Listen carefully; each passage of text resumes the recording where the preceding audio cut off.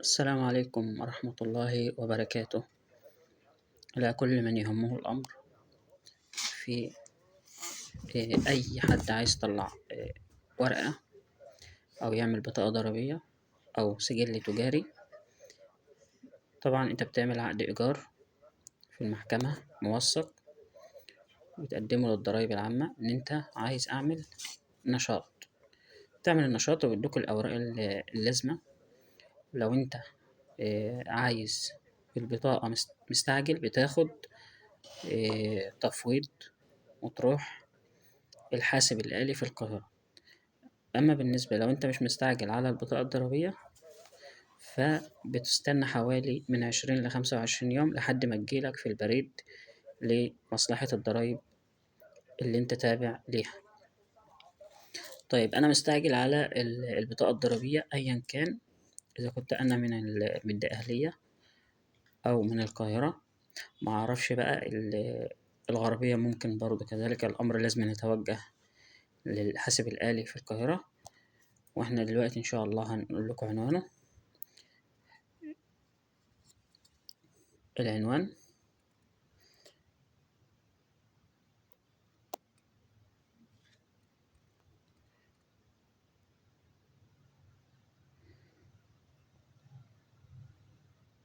الإدارة المركزية للحاسب الآلي بالقاهرة. تركب المترو، تمام، وتنزل محطة الشهداء وتغير باتجاه حلوان محطة سعد زغلول، أمام محطة من ناحية شارع الفلكي مبنى الخزانة العامة، بوابة المجاورة للخزانة العامة تجد إدارة مركزية للحاسب. تمام. طبعا انت بتروح على العنوان ده، بس يبقى معاك جواب من الإدارة العامة اللي هو خطاب تفويض إن أنا عايز أستلم البطاقة الضريبية. يعني أنت بتبلغ بيها النهاردة وبتاخد الخطاب تاني يوم تروح تجيبها. لو اتأخرت عن الساعة 9 خلاص يبقى متروحش وتنتظر البريد ده إن شاء الله أول بند. طيب لو أنا هعمل بقى سجل تجاري في المنطقة اللي أنا فيها، بنروح اتحاد الصناعات. تمام، هنقول لكم برضو العنوان بتاعه.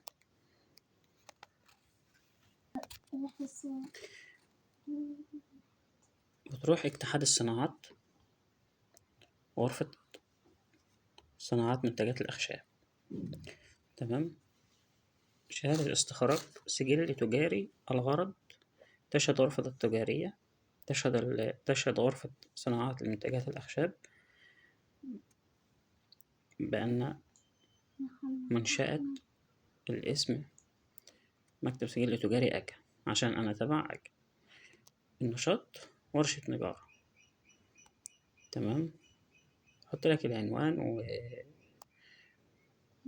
وكل ده، يعني بتاخد الورقة دي والرقم، تطلع على توجه إلى السجل التجاري اللي انت تابع ليه.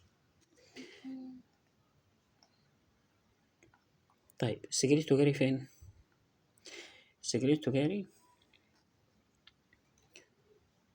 أول ما تطلع من الحاسب الآلي اللي في القاهرة بتسأل فين غرفة اتحاد الصناعات.